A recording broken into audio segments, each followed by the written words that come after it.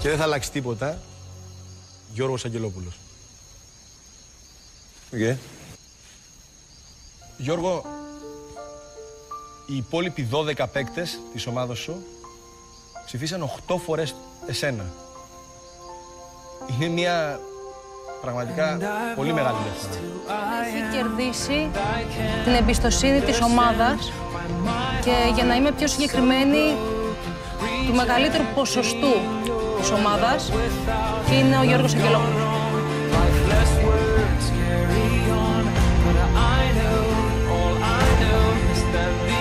Ο τρίτος λοιπόν υποψήφιος για αυτή την εβδομάδα είσαι εσύ, Γιώργο. Θα ήθελα να σε χαιρετήσω έτσι. Δάνο, έλα ρε, σταματήσαμε. Έλα. Και κάνω και το σταυρό μου, έλα. Έλα εδώ γλυκούλη μου. Έλα εδώ γλυκούλη μου, έλα εδώ. Έλα εδώ, γιατί μου τράβηξες την μπλουζά έτσι. Έλα εδώ.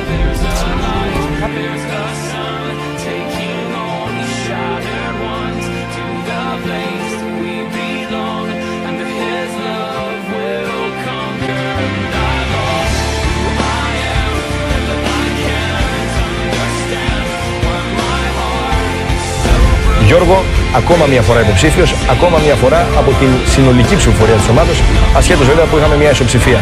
Πώς νιώθεις? Εντάξει, κάποια στιγμή καλό θα ήταν να έχει σταματήσει αυτό το πράγμα. Δυστυχώς δεν εξαρτάται από μένα. Γιώργο, εσύ έχεις βρεθεί υποψήφιος από την ομάδα σου πάρα από μια φορά. 4 για την ακρίβεια, όπως πολύ σωστά μου υπενθυμίζεις. Ο παίκτης ή η παίκτρια που θα αποχωρήσει από το Survivor είναι η Σόφη, ο Στέλιος. Πολλά από.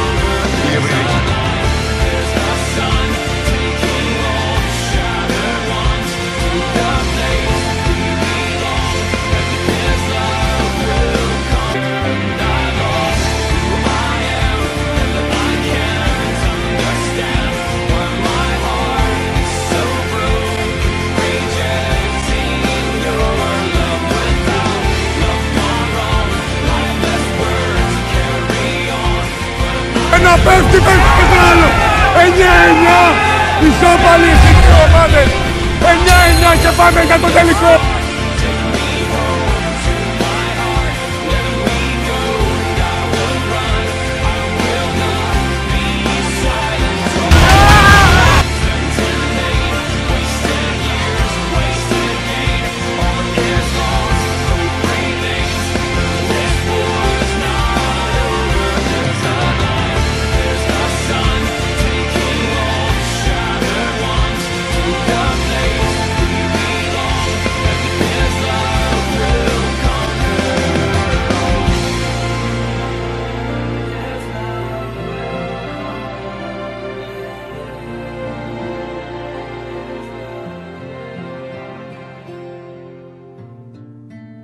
Yesterday I died, tomorrow's bleeding. Fall into your sunlight, and this day's ending is the proof of time killing all the faith I know, knowing that faith is all I hold.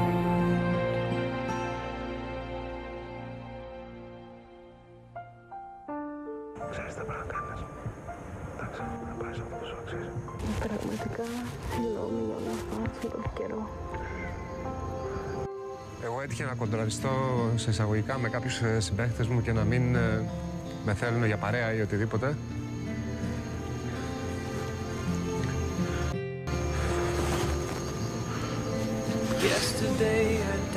Γιατί υπερασπίστηκα τις αξίες του σπιτιού μου.